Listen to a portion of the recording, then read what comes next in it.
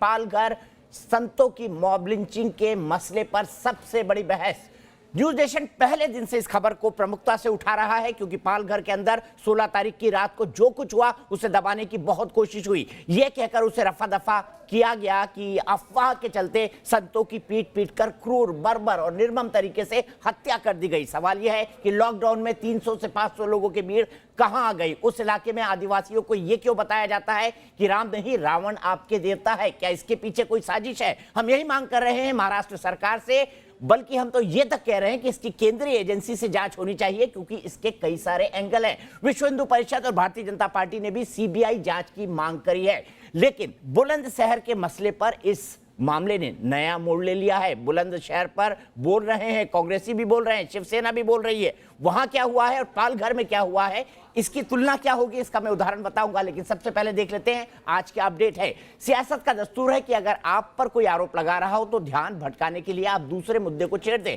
महाराष्ट्र के सीएम उद्धव ठाकरे यही कर रहे हैं। पालघर में संतों की हत्या पर उद्धव घिरे हुए हैं, उनकी पुलिस पर सवाल उठाए जा रहे हैं, लेकिन उद्धव ठाकरे और उनकी पार्टी बुलंदशहर में 2 साधुओं की हत्या का मुद्दा उठा रही है। लेकिन सवाल यह है कि उद्धव पालघर मुद्दे की तुलना बुलंदशहर से कैसे कर सकते हैं? पालघर के दाग तो बुलंदशहर हत्याकांड से कैसे जोड़ सकते हैं? अपने गिरबान में झांकने की बजाय शिवसेना यूपी के सीएम योगी आदित्यनाथ पर सवाल क्यों उठा रही है? शिवसेना को इसमें साथ मिल रहा है महाराष्ट्र में उसके सहयोगी कांग्रेस का। आखिर संतों पर सियासत कब तक होगी? हम तमाम मुद्दों को चर्चा करेंगे, लेकिन सबसे पहले आप देख लेते हैं कि क्या है बुलंदशहर का मामला और क्या है पालघर का मामला। क्या दोनों की तुलना की जा सकती है? फिर बहस को खोलेंगे। संतों की हत्या पर सियासत क्यों?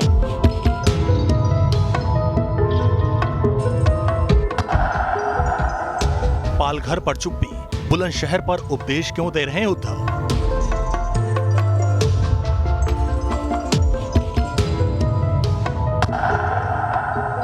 क्या बुलंदशहर के बहाने पालघर के मुद्दे को भटकाने की साजिशें हो रही हैं?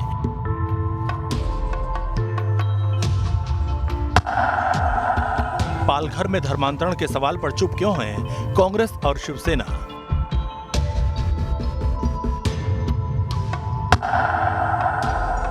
आखिर बुलंदशहर की तुलना कैसे कर सकते हैं पालघर से? साधुओं की हत्या की 2 तस्वीरें हैं। पहली तस्वीर पालघर की है जहां 2 साधुओं की पीट पीट कर हत्या कर दी गई। दूसरी तस्वीर यूपी के बुलंदशहर की है जहां एक शख्स की खूनी सनक ने 2 साधुओं को मौत के घाट उतार दिया। पालघर में मॉब लिंचिंग को सोची समझी साजिश बताया जा रहा है। वहीं बुलंदशहर हत्याकांड में एक व्यक्ति पर आरोप लगे हैं, लेकिन मुद्दे पर सियासत का आलम यह है कि शिवसेना और कांग्रेस बुलंदशहर के मुद्दे को अलग रंग देने में लगी है। खुद उद्धव ठाकरे पालघर के सवाल का जवाब नहीं दे पा रहे, लेकिन बुलंदशहर के मुद्दे पर उन्होंने यूपी के सीएम योगी आदित्यनाथ से बातचीत की। शिवसेना नेता संजय राउत ने ट्वीट कर कहा, बुलंदशहर के मंदिर में 2 साधु संतों की हत्या मामले में मुख्यमंत्री उद्धव ठाकरे ने योगी आदित्यनाथ से फोन पर बात की। उन्होंने साधुओं की हत्या को लेकर चिंता व्यक्त की है। उद्धव ने सीएम योगी आदित्यनाथ से बातचीत की। बुलंदशहर के मुद्दे पर कांग्रेस नेता प्रियंका गांधी ने भी ट्वीट किया। प्रियंका ने ट्वीट कर कहा, आज बुलंदशहर में एक मंदिर में सो रहे 2 साधुओं को बेरहमी से मौत के घाट उतार दिया गया। ऐसे जघन्य अपराधों की गहराई से जांच होनी चाहिए और इस समय किसी को भी इस मामले का राजनीतिकरण नहीं करना चाहिए। निष्पक्ष जांच करके पूरा सच प्रदेश के समक्ष लाना चाहिए। ये सरकार की जिम्मेदारी है। पूरे मामले में योगी सरकार ने सख्त कदम उठाए, लेकिन इसके बावजूद मामले में सियासत हो रही है। गांव से 2 किलोमीटर दूर नशे की हालत में अर्धनग्न अवस्था में मिला है। अभियुक्त को गिरफ्तार कर लिया गया है। मौके पर मैं मौजूद हूँ। कानून व्यवस्था की कोई समस्या नहीं है। फिलहाल ये अभियुक्त नशे की हालत में है और अर्धनग्न है। जो बातें सामने आ रही हैं उसके मुताबिक बुलंदशहर में एक व्यक्ति ने साधुओं की हत्या की। वहीं पालघर हत्याकांड में साजिशों का जाल सामने आ रहा है। पालघर में साधुओं की हत्या को धर्मांतरण से जोड़कर देखा जा रहा है। धर्मांतरण की तस्वीरें सामने आती रही हैं। हिंदू संगठन इलाके में घर वापसी की कोशिश करवाते रहे हैं। यहाँ पर आदिवासी लोगों को क्रिश्चियन धर्म बदलते हैं, पानी लगा के धर्म बदलते हैं, तेल पानी लगा के धर्म बदलते हैं और धर्म बदल के बाद में उनको फंस जाते हैं। वो वापस उनके देव धर्म ढूंढने का काम करते हैं और मैं उनको वापस परिवर्तन करता हूँ, उनका शुद्धिकरण करता हूँ। पालघर और बुलंदशहर के मुद्दे एकदम अलग हैं, लेकिन सियासत है कि दोनों को जोड़ने पर उतारू है। अपनी गिरेबान में झांकने के बजाय दूसरों को सीख देने की कोशिश हो रही है। Team news nation. तो इसी पर बड़ी बहस करने के लिए मेरे साथ कई सारे खास मेहमान जुड़ गए हैं। के शर्मा, भारतीय जनता पार्टी के राष्ट्रीय प्रवक्ता मेरे साथ हैं। विवेक विराट धर्माचार्य मेरे साथ हैं। अवधेश कुमार जी वरिष्ठ पत्रकार मेरे साथ हैं। मेरे साथ विकास श्रीवास्तव हैं जो कि सीपीआई के लीडर हैं। मेरे साथ सतीश प्रकाश हैं जो कि एक पॉलिटिकल एनालिस्ट हैं और साथ ही साथ शुभ्रांशु राय हैं, वो भी पॉलिटिकल एनालिस्ट हैं। सबसे पहले मैं आपके पास आना चाहूंगा विवेक जी, लेकिन उससे पहले एक कहानी सुनाना चाहूंगा मैं पूरे पैनल को। मैं हॉस्टल में पढ़ता था, तब मैं मेस में गया तो मुझे कहा गया कि आज सब्जी बनी है कद्दू और अंगूर की। तो मैंने सब्जी को देखा और उससे पूछा कि भाई इसमें कद्दू कहाँ है, अंगूर कहाँ है? बोले एक कद्दू पर एक अंगूर डला है। बुलंदशहर और पालघर की वैसे ही तुलना हो रही है, एक कद्दू है एक अंगूर है। तो सबसे पहले विवेक श्रीवास्तव जी ये बताइए कि वामपंथी ये क्यों सिखाते हैं कि महिषासुर हमारे देवता हैं, जेएनयू में ऐसे पोस्टर बटते हैं, और दुर्गा माँ नहीं है, राम नहीं रावण हमारे देवता है। वामपंथ ये क्यों सिखाता है जेएनयू और बाकी इंस्टीट्यूशंस में, जिसके चलते पालघर मॉब लिंचिंग हुई है? ये उसी सोच उसी साजिश का नतीजा है। विवेक जी जवाब दीजिए। दीपक चौरसिया जी, पहले तो आपको ना कम्युनिज्म के बारे में कुछ पता है, ना मार्क्सिज्म के बारे में कुछ पता है, ना आपने पढ़ाई करी है और ना आप आज रेडी होकर के डिबेट कराने के लिए आए हैं। मार्क्सवाद का पहला स्टेटमेंट है religion is the opium of the masses. इसीलिए तो कम्युनिस्ट किसी धर्म में विश्वास नहीं रखते, इसीलिए जेएनयू में पर्चे बटते हैं, इसीलिए जेएनयू में पर्चे बटते हैं। लेट मी स्पीक जी, बोलिए बोलिए, 30 सेकंड सबको 30 सेकंड। अरे पर्चे पुर्चे छोड़िए, मेरी बात सुनिए, पहले मुझसे ज्ञान लीजिए थोड़ा। आप पहले मुझसे ज्ञान लीजिए थोड़ा। दीजिए विवेक जी, दीजिए ज्ञान तो किसी से भी ले लेना चाहिए। Religion is the opium of the masses. धर्म, सुनिए जरा, धर्म समाज के लिए अफीम का काम करता है, यह मार्क्स का कहना है। हम ना दाढ़ी वाले मौलानाओं के साथ हैं, ना किसी धर्मगुरु के साथ हैं, ना आसाराम बापू के साथ हैं, ना राम रहीम के साथ हैं, ना किसी क्रिश्चियन पादरी के साथ हैं। नंबर 1, हमारे हिसाब से स्टेट और पॉलिटिक्स में धर्म का कोई रोल नहीं है। यह पहली चीज समझ लीजिए साफ साफ आप। ये इसको मार्क्सवाद कहते हैं, कम्युनिज्म कहते हैं, समाजवाद कहते हैं। दूसरी चीज, हमने कभी भी वायलेंस को इस देश के अंदर सपोर्ट नहीं किया। 1950 में केरल में पहली बार सामू त्रिपाठी की सरकार आई और पहली बार विश्व में एग्जांपल सेट किया गया that communism can come by fighting elections. नहीं, ये आप कैसे सर्टिफिकेट दे रहे हैं वामपंथ के इलाकों में होता है? पूरे देश ने देखा है भाई। के जरा डेटा निकालिए आप, पश्चिम और आप सरप्राइज होंगे। त्रिपुरा, आप सुनिए दीपक चौरसिया जी, बिहार की वायलेंस का डेटा कश्मीर से ज्यादा है। ये जाइए और गूगल पे चेक करिए जरा। बिहार में खून खराबे और वायलेंस का डेटा नेताओं के लिए बना होगा, देश के लिए नहीं। नहीं, लेफ्ट पार्टी के लिए नहीं बना है। असल में आप लोगों को राइट विंग पॉलिटिक्स का समर्थन करते करते हालत हो गई है कि आप बायस हो चुके हैं। That is the problem. और न्यूट्रल होकर के चीजों को देखना नहीं चाहते हैं। ठीक है, आता हूं। के शर्मा जी बताइए, जब बुलंदशहर में घटना होती है तो सारा मीडिया ईसाई मिशनरियों और क्रिश्चियन से निकलते हुए क्यों दिख रही है? उसका संबंध एक ऐसे आदमी से क्यों निकल रहा है जो एनएसी का मेंबर रहा है? देखिए दीपक जी, बहुत स्पष्ट है, वहाँ की जांच, वहाँ की जो राज्य सरकार है वो निरंतर उस जांच को दबाने की कोशिश कर रही है और चाहती नहीं कि वो जांच हो, क्योंकि यदि वो जांच होगा तो सच्चाई बहुत निकल कर बाहर आ जाएगी। और जिस पालघर की बात कर रहे हैं और कम्युनिस्ट का वहां से जो जुड़ाव है वो साफ बिल्कुल स्पष्ट है। वहां का विधायक देख लीजिए, वहां के जो प्रतिनिधि हैं उनसे आपको समझ में आ जाएगा कि वास्तविक रूप से वहां कम्युनिस्ट किस तरह जुड़ा। अभी मैं कम्युनिस्ट के सीपीआई के लीडर को सुन रहा था। अरे साहब, आप कितने बड़े सफेद झूठ बोलते हो, हलाल गंगा पी रहे हो। नक्सल का शुरुआत आप करने वाले लोग, आपकी राजनीति नक्सल पर आधारित। ये नक्सलबाड़ी आपने बनाई इस देश में साहब, स्वतंत्रता के बाद। और केरल में हत्या हो या पश्चिम बंगाल में हत्या हो, जब भारतीय जनता पार्टी, आरएसएस और संघ परिवार के लोगों ने स्वामी अग्निवेश को मारा था, एक एक करके विवेक जी हम स्काइप पे जुड़े हुए हैं, हमको इस लिमिटेशन को समझना पड़ेगा। मैं सबको पूरा वक्त दूंगा, 30 सेकंड के शर्मा जी फिनिश करिए। वही मैं कह रहा हूँ कि इनको बीच में मिर्ची क्यों लग जाती है? 42,000 हत्याएं इन्होंने किया 36 साल पश्चिम बंगाल की राजनीति में। ये बुद्धदेव भट्टाचार्य की का जवाब है। 42,000 हत्याएं। आज केरल में जितनी राजनीतिक हत्याएं हो रही हुई हैं, उतना और कहीं ना राजनीतिक हत्या नहीं हुई। त्रिपुरा में राजनीतिक हत्याएं देखिए, तो ये तो हिंसा और हत्या की राजनीति कर रहे हैं। इनकी तो वहां से जड़ ही है। इसके सिवाय इनको पूछ कौन रहा है? इसीलिए आज पूरे देश में ये खसक के केरल में और एक दिल्ली यूनिवर्सिटी में जो जेएनयू में बच गए हैं, बाकी कुछ पत्रकारों के बीच। बाकी इनकी क्या स्थिति नहीं नहीं, ऐसा कुछ नहीं है। ये हमारा कैडर हर जगह है, हमारी ब्रांचें हर जगह हैं, हम हर जगह मेहनत कर रहे हैं।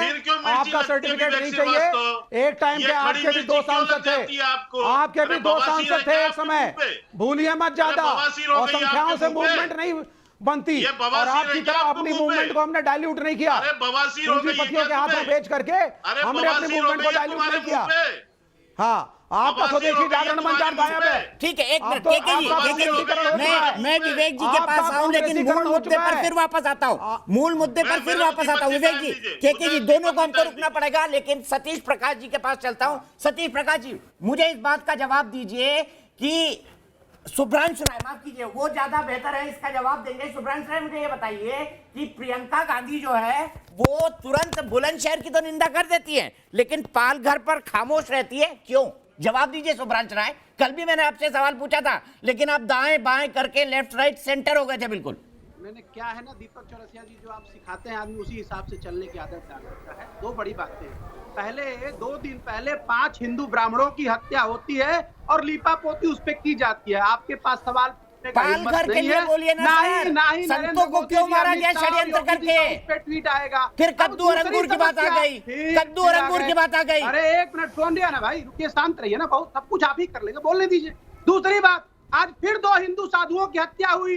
नरेंद्र मोदी चुप है, योगी आदित्यनाथ चुप है, अमित शाह चुप है, और इसके अलावा जो भगवा का वस्त्र पहन के भगवा के रक्षक बनने का नाटक करते हैं, वो तमाम सब लोग चुप हैं।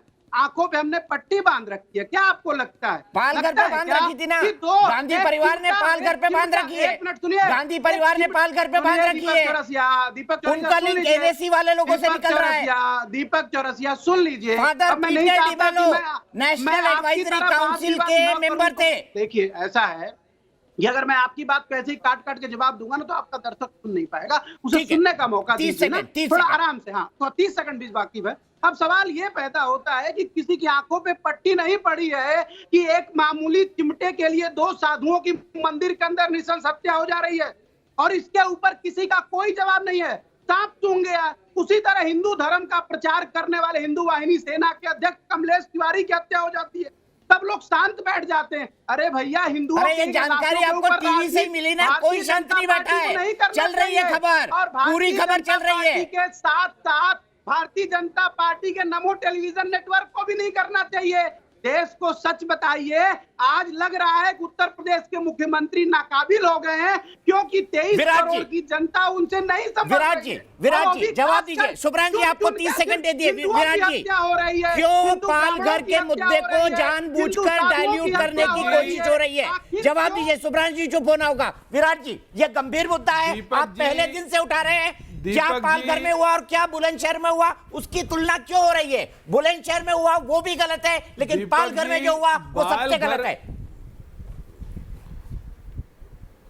दीपक जी, हत्या किसी भी रूप में हो, हत्या हत्या है, परंतु बालघर की जो हत्या है वो एक षड्यंत्र के तहत की गई, जहां पे 100-150 लोगों ने एकत्रित होके लॉकडाउन का कानून तोड़ते हुए पुलिस प्रशासन के सामने लाठी डंडों के साथ संत समाज के 2 साधुओं को, भारतीय संस्कृति को, हमारी संस्कृति के ऊपर कुठाराघात किया, उनकी हत्या करी गई। और ये तो वो लोग हैं जो इसको बदलना चाहते हैं, डिल्यूट करना चाहते हैं, जो टुकड़े टुकड़े गैंग के साथ खड़े हैं। ये वो लोग हैं जो गोमांस के व्यापारियों के साथ खड़े हैं। ये वो लोग हैं जो भारत माँ के तेरे टुकड़े होंगे उनके साथ खड़े हैं। ये वो लोग हैं जो भारत माँ को डायन कहते हैं, ये उन लोगों के साथ खड़े हैं। इसलिए इनको साधु संतों की हत्या में कोई षड्यंत्र नजर नहीं आता। इनको साधु संत एक व्यक्ति लगता है, जबकि साधु संत समाज का एक दर्पण है, साधु संत प्रेरणादायक है, साधु त्याग की मूर्ति है, साधु समाज को राह दिखाता है चलने की, जीवन जीने की। ये तो वो लोग हैं जो अपने आपको ही काटने के साधु को संघ परिवार ने मारा, दौड़ा दौड़ा के मारा। स्वामी अग्निवेश में साधु नहीं दिखा भारतीय जनता पार्टी को। स्वामी अग्निवेश को आप उन दो साधुओं के साथ नहीं जोड़ सकते। आपके लिए स्वामी अग्निवेश वो इंसान है जो भारतीय संस्कृति को, सनातन संस्कृति को बदनाम करता है। और जिन दो साधुओं को मारा गया, जिन दो संतों की स्वामी बालाघर में हत्या की गई, वो साधु संत व्यक्ति है जो पूरी तरह से पुलिस प्रशासन के पीछे छुपे हुए थे। उसके बावजूद भी अपना हाथ दुत्कारते हुए उन्होंने उस भीड़ के हवाले कर दिया।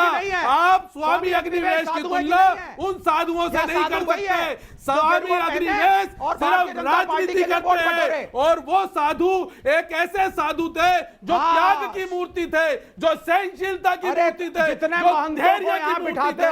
आप क्या बात करते हैं? आप तो वो लोग हैं जो महिषासुर को भगवान मानते हैं। आप तो वो लोग हैं जो रावण को पूजते हैं। आप तो वो लोग हैं जो सनातन संस्कृति को अरे पालघर पे जवाब दे दीजिए विवेक श्रीवास्तव, ज्ञान क्यों दे रहे हैं? पालघर में क्यों हत्या हुई है बताइए विवेक श्रीवास्तव, बताइए। संस्कृति को मानने वाले लोग नहीं, मार्क्स को मानने वाले लोग नहीं। आप दोगले हो। भारतीय संस्कृति को न मान के, हिंदू शास्त्र को मान के, भारतवर्ष में रहते हुए एक मार्क्सवादी को मानते हो, मार्क्स को मानते हो। अरे आप तो दोगले हो, आप साधुओं के ठेकेदार नहीं हो, दोगले हो, दोगले लोग हो जो अपने देश को नहीं मानता, जो अपने देश के धर्म को नहीं मानता, जो अपने देश की संस्कृति को नहीं मानता। धर्म के नाम पे इंसान का ऐसे इंसान से क्या? अरे पालघर पे जवाब दो विवेक श्रीवास्तव, ज्ञान नहीं, पालघर पे जवाब दो। मार्क्सवादी सोच ने मारा है, आपने धर्म को अफीम बनाते हो इसलिए मारा गया है उनको। आपने सही कहा, धर्म अफीम है, यही आदिवासियों को आप सिखाते हैं और बोलते हैं कि हिंदू साधुओं को मारो। धर्म परिवर्तन ठीक है, सतीश प्रकाश के पास चलता हूं। दोनों को फ्रेम से हटाइए, दोनों को फ्रेम से हटाइए, कोई जवाब नहीं है। सतीश प्रकाश और अवधेश जी दोनों आएंगे। सतीश प्रकाश जी बताइए, आप ही लोग ये नैरेटिव फैलाते हैं ना दलितों के बीच में, आदिवासियों के बीच में, यही फैलाते ना कि राम नहीं रावण हमारा देवता है, महिषासुर हमारा देवता है, दुर्गा माता नहीं। ये देखिए उसका नतीजा दिखा पालघर के अंदर। दो साधुओं को आदिवासी इलाके में जहां ये सिखाया जाता है पीट पीट कर मार डाला गया। खुश होंगे आप तो बहुत सतीश प्रकाश जी। अब